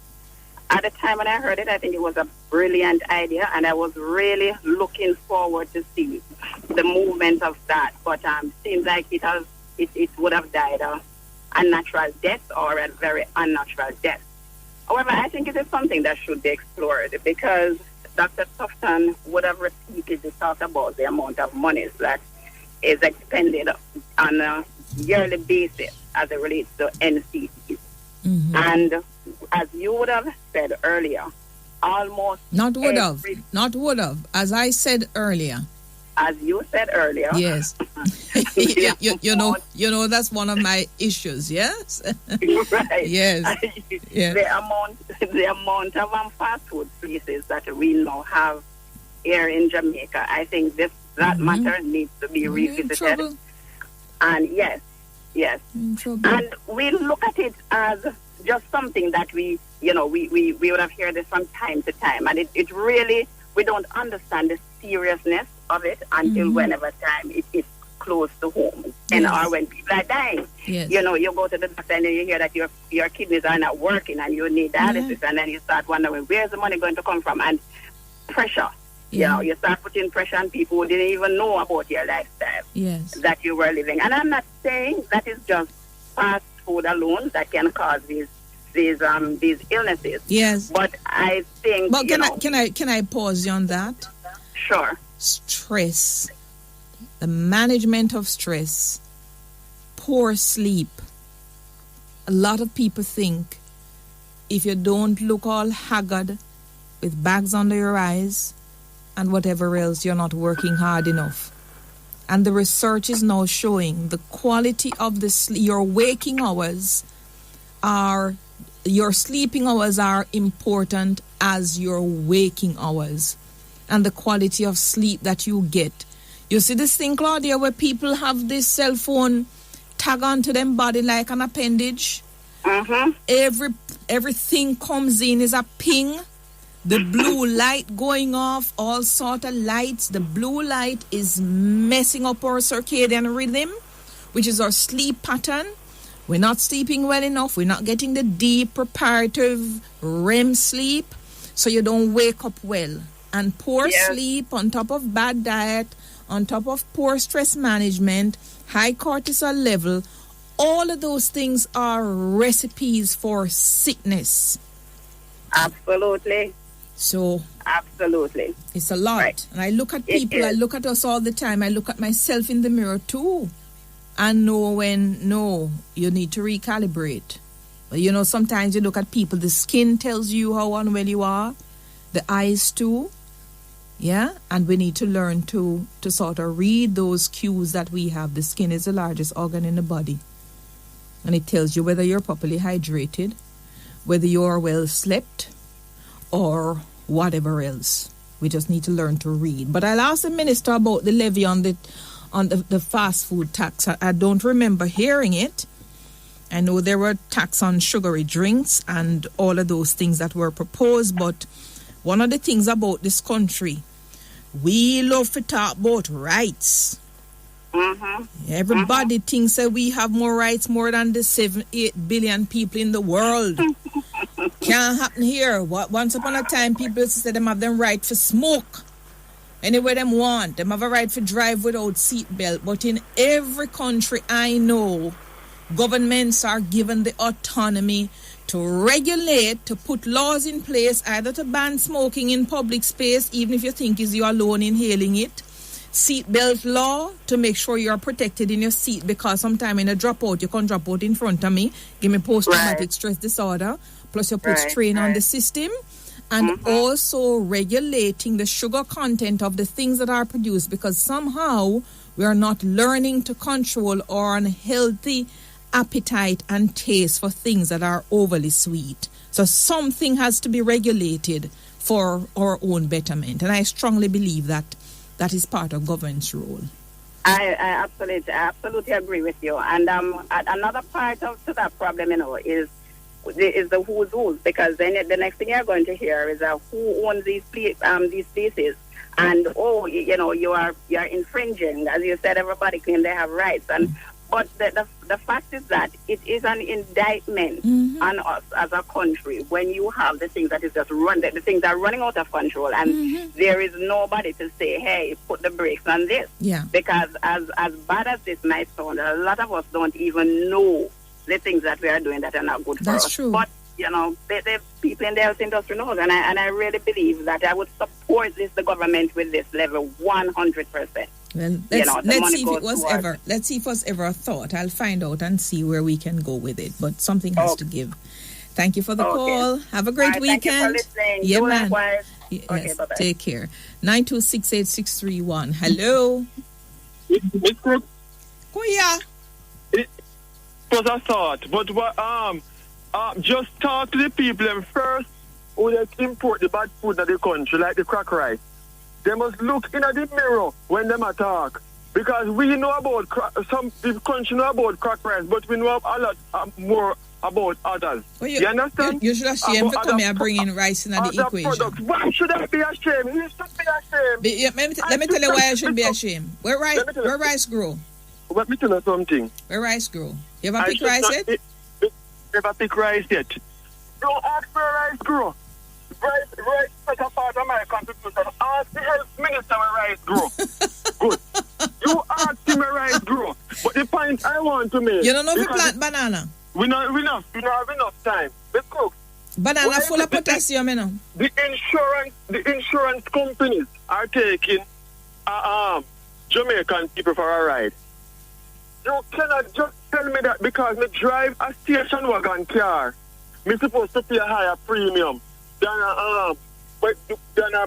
the person who drive a sedan. So the person drive a Toyota sedan and me drive a station wagon and my premium is higher because I'm driving a station wagon. Why? How could that? Because I buy a station wagon, a Toyota, but isn't it the case? More expensive. A Toyota is more expensive to insure than a BMW and a Benz. I went to the insurance yesterday and me tell my friend to tap, come out. Because I don't rate 10 years and I go for you tomorrow to talk about it. The manager came oh, come back. And take out the 15,000 what them put on. And the woman, because she drives an accident, and she never meet an accident yet. My vehicle value almost $2 million more than fair. And me pay almost 20,000 less to insure my vehicle. But you're driving longer than her? And you're driving longer than her? We didn't check it there. Eh? But I did not take the time. But that has nothing to do with it because it is right across the board. If you drive a taxi, they say, oh, you're high risk. Yes. So you have to pay more. Yes. It can't, but your taxi, you never meet an accident yet, and you pay more. It's collective punishment. Why are those people meeting accident? Why they increase their premium? Because they meet an accident. Me not meet an accident, and me still have to pay. I'm going to make a note. I'm going to make a note of it, comrade, because you're raising some important questions for first in Allah. Yellapel, Kolopom, Balapak. Tulopun Dilipili. What language is that? What language is that? Pilipig. Pig language? All right, so Welepe, welcome. I say hotline now. Well, no, to the hotline. Alapa. Tulopun Dilipi. Alapa Layapain. No, welcome is clear. Dilipi, Alapa, Walapai. And perhaps down said Tolopi too. No, sir, that gypsy thing there. Play the song there. Gypsy. Na na na. Jukebox we are select now. 50 cents in the jukebox for that tune. No, not 50 cents that. It's how much that? How much for it? 5 cents. 5 cents? Yes. You're right, because 50 cents was a whole heap of money, you know. It used to be 5 cents. But how much them used to pay if you take you down a rally? 1 cent. No, what? Seriously? Nobody never pay if you but on a rally, no man, we used to do that at rally. We had it school at rally. concert. It was school concert. We used to have this concert every end of year. Mm-hmm. So it was somewhere around June to July. And they might pay if you take you down? What do you mean, man? What you used to do? Not so sure if I was ever up there. We just a take down. No. So some of the things I used to go up there and I just find it so boring. You say, 1 cent take him down. And then somebody else said, 2 cents put him up back. No, I don't think my time was 1 cent. It was more than that. No, yesterday, man. Mm-hmm. Yeah. And listen now. 1 cent. That's how the school used to raise funds. True. Yes. So it was a money-making thing than a poor talent right. thing. So if it's your friend, you put him up back. Mm-hmm. Somebody say 1 cent, take him down. You say 2 cents, put him up back. And then somebody come and say 5 cents, take him down. And if it's like auction, you know, somebody say, all right, that's how you go. 10 cents, put him up back. And you don't have any more money now. Him turn up there and sing. I do whatever it is.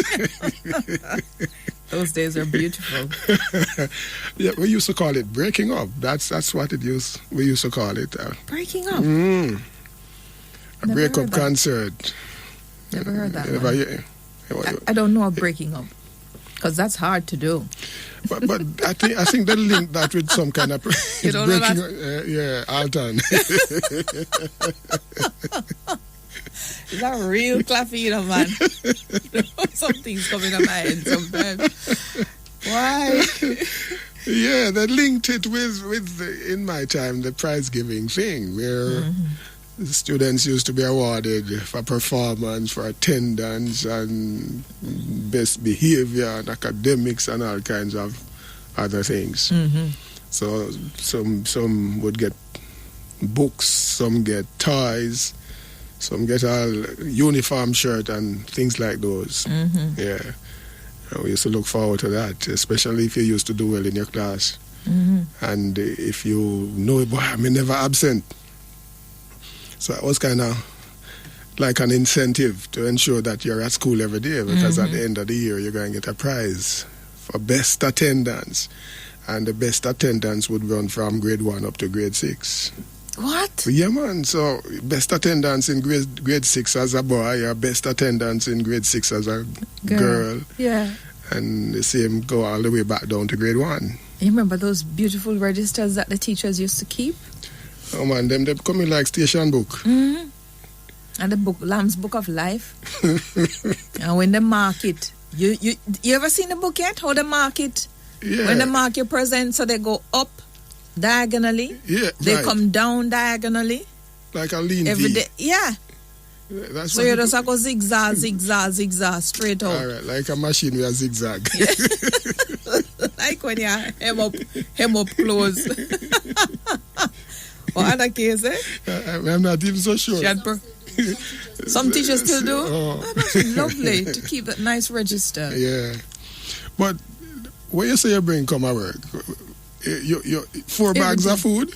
No 4 bags of food. Two are exclusively for food.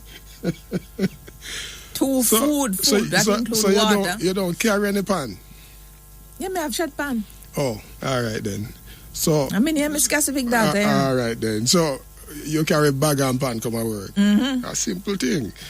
Because me carry my shed pan, you know. Me no bother with the bag. Me just carry pure pan. You have handbag? Me say me no bother with the bag. That's the thing. When you say me have handbag? You don't have any handbag, that is it. Them have foot bag? They do. Oh, all right. Me have a bag with my X-Files. Oh, you use that you carry that on your foot? No. My drawing bag. Oh, so... All of my paper. All right, so one have a paper, one have the food. Well, for me shed pan me walk it, me no bother with no paper. Yeah. Shed. You remember the thing they used to use to keep food warm when they're transporting it to like maybe relatives who live not too far from the house? What's it called? No carrier. Food carrier? Them never say food, them just call it carrier. Oh. It was this shiny thing, more like aluminum material or near to stainless. Oh. And it had this little rack on which they would put maybe about 3 or 4 of them. There was this side hook or bracket that you would use to hook onto the rack. And so you would put like the gravy in one, the meat in one, the yam and the dumpling in one, and perhaps the rice and whatever else. So you have them store on top of each other. And there's the handle that you just carry along. You have an image there, Anake? Oh, see, all right. Anna K. Anna K. Fine an image. Anna K. is very young, but she looks like she's from rural as well, which is beautiful. Yeah. She can relate. Kimberly couldn't relate. Yes. Kimberly couldn't relate to any of these things. Yeah. That's lovely.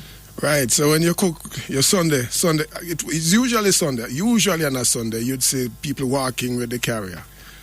These containers, so food I go down the road, that's all. Mm-hmm. And dinner ready down, that's all. Mm-hmm. So is some sick person will take that too? No, well, sometimes they would be taking it to sick persons, but for the most part, you'd have a community where, like, auntie live down the road, or, uncle live down the road.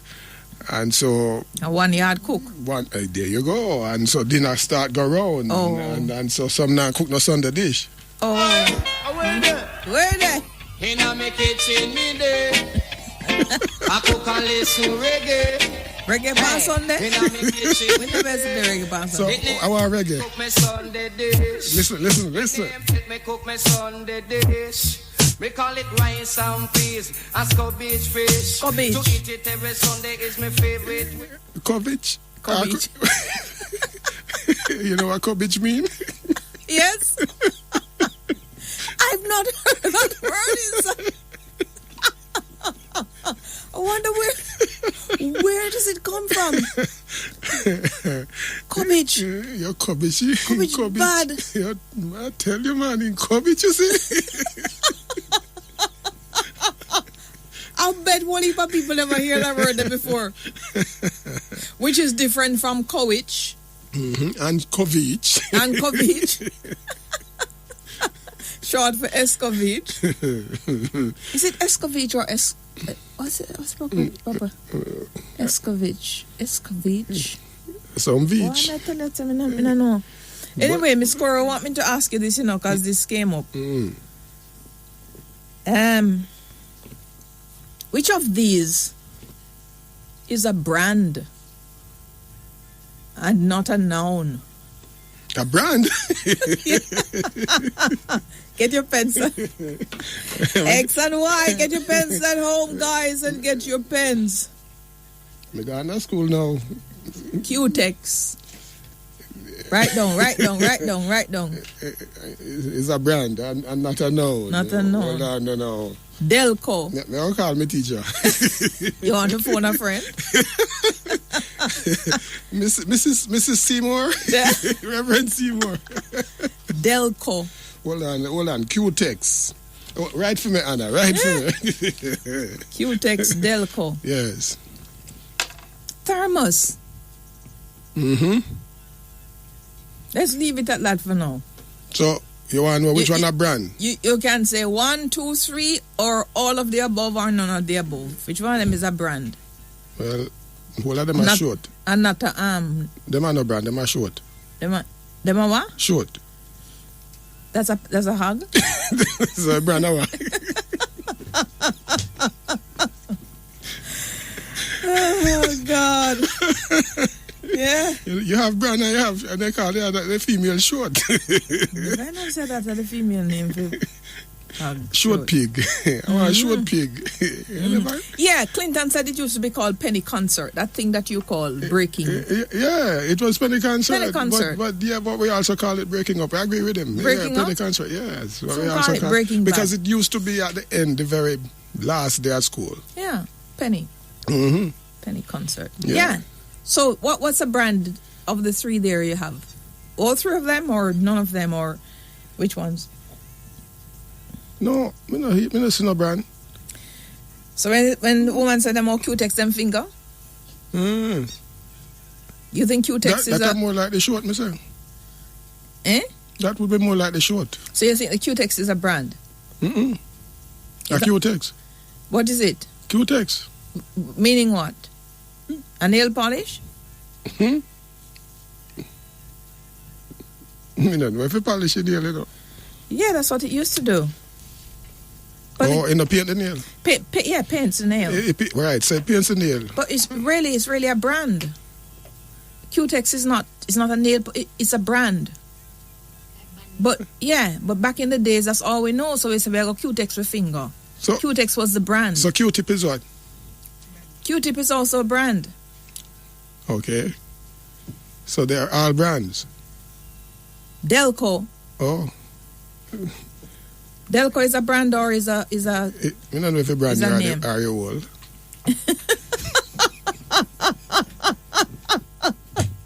What about Thermos? Thermos is a brand or is a known? Thermostat? No, when you say you have a thermos at tea. Oh, okay. Is a brand or is a known something that means? All right, so let's go now. If Q-Tex is a brand, Q-Tip is a brand, Delco is a brand, so Thermos a brand. Brand new. Yeah. So thermos is not actually a noun that means a device in which you store warm liquid. It actually is a brand. Do you know that? But whoever came up with this brand is just so good because it's been around from 1904 or something like that. But they're all names, so they're not known too. Eh? They're all names, proper names of different brands. Right, that's right. So they're knowns. That's right. I mean, yeah, that's true. That's true. Got you. Anyway, Band-Aid 2. So let's put a Band-Aid on it right now. That's X and Y for the week. Come back with us next week. Right. I'm with toll free now. Still. Walking shop. Yeah, you talk about this fried chicken and curry chicken. Then they think that when you talk, can't get me out. You hear me stay weak. Me know, I wasn't talking to you. You know, and the youth did go buy this up and change his mind. Oh, I not change no mind. I hear it reach. Oh, me not change no mind. Me no, man. You want to go on, you know. You cut and pray for morning. No matter what me say, you say you not stop eat for your food. No, sir. No, stop eating food. One life to live. Empty bag can't turn up and full bag can't bend.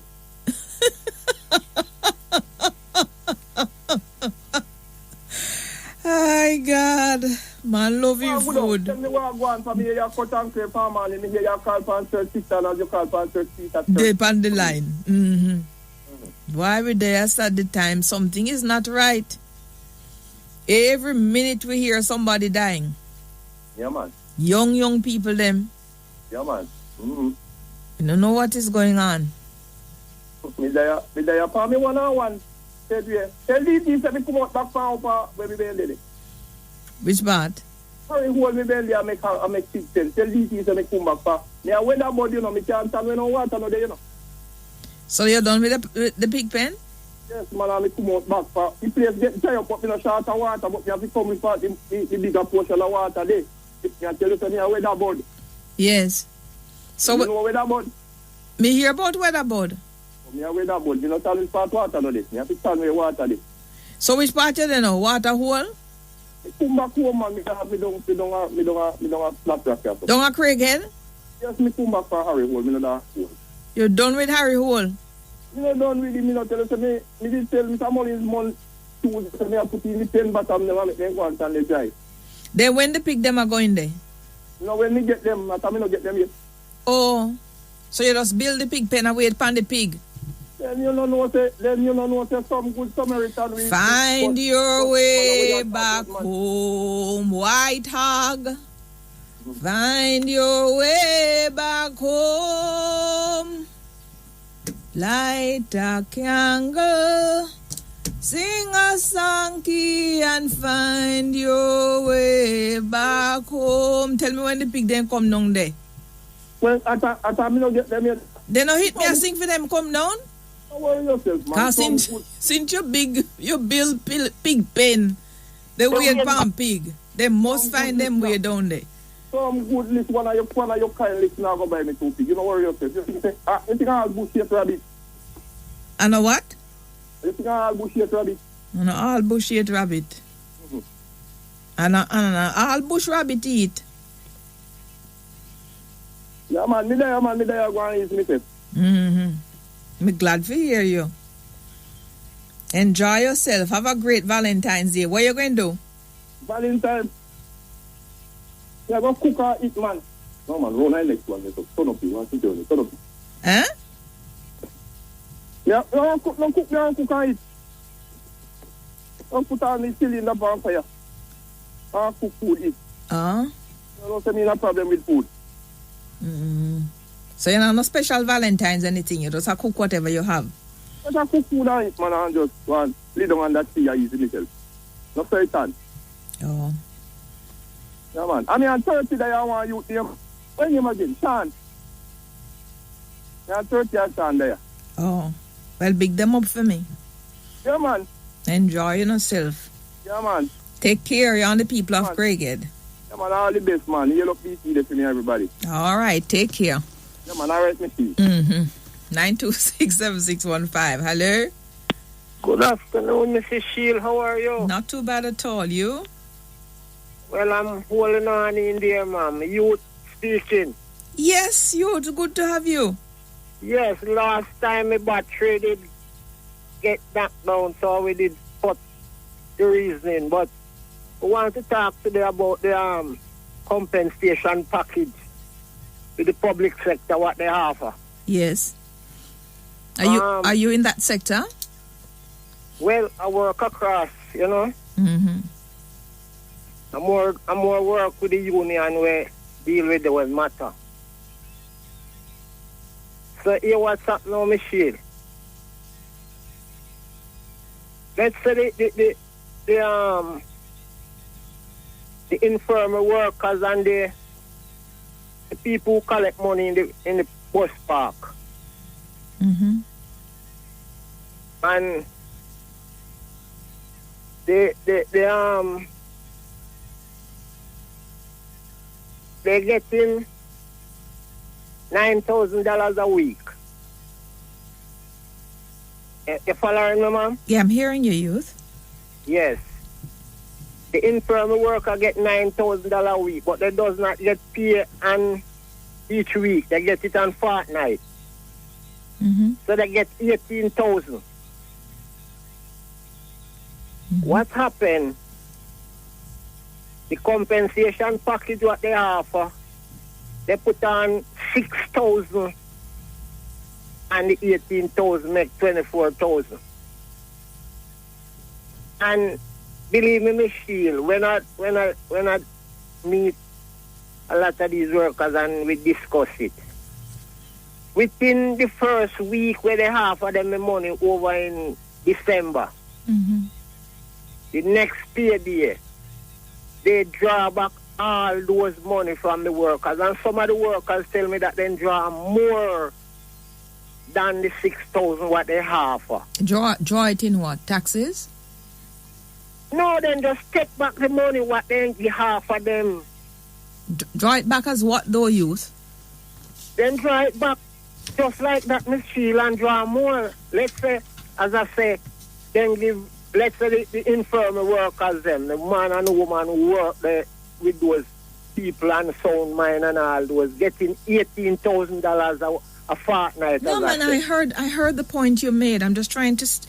So in December, you normally get paid the 15th of December as opposed to the 25th? Yes. Right. So you say in December, they got 24,000. Yes, they get another 6,000 NMP as the compensation package, as the finance minister says. Right. And then the next pay date after December 15, they draw back the 6,000 and some they draw back more than the 6,000. So I don't know what happened. No, because I don't know if so how much them get? 18? Some of them get less. Some get 14,000, some get 15, some get up to 13,000. But this is it now, because if you the 6,000 that you get, maybe it's a little bit of lump sum you get on the December pay. Right, because the pay cycle go back to the 1st of April 2022, I think. Right? Right. But it doesn't mean that come January 2023, in your next paycheck, you're going to be getting 6,000 on each additional fortnight pay. No, I understand that, Michelle, but what I'm saying, they should give these people a little time and take back like even a $2,000 from them pay weekly until it finish. No, but this is why I'm asking you, youth. You have to be clearer. You have to have somebody who have the experience and can look at something and talk to me properly so me can know what when you say them take back the money for the January pay cycle, what exactly does it mean? Is it that taxes come out of the January cycle whenever used to come out? Or what?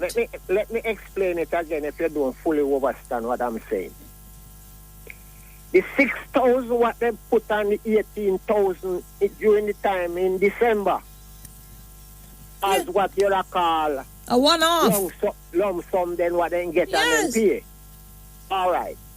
That money, just one go, the next pay day, they draw back all that 6,000, and some of the workers say then draw more than the 6,000 from them pay. So if them draw back the 6,000, then it means that the January pay, instead of them get 18,000, them get 12,000 or less? Less, ma'am. No, 12,000 or less? Not less. No, none of them not said they get less than 12,000. But that is it. So then if they don't get less than 12,000, is not the 6,000 that the employer draw back.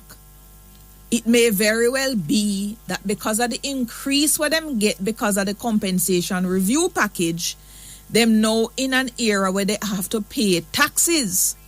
They may be paying some NIS. Taxes draw from what I'm saying, you know. Yes. Taxes draw from that, Michelle. Yes. During the time before they even put on the 6,000 and the taxes come out of the pay. But what I'm saying clearly, that these money what they give them as lump sum. Yes. They take back that in just one draw. What they should do if they want to make up back them book for the April coming. They should draw it, then know how much they put out, so then they should even take 2,000 for these people now have children going back to school in January. They have school fees to pay, they have books to buy and all kind of things. So they should give them a little more break. They should not take back that 6,000 and even take more out of them pay. That's what I'm saying, Miss Chill. Well, I don't know how to answer that.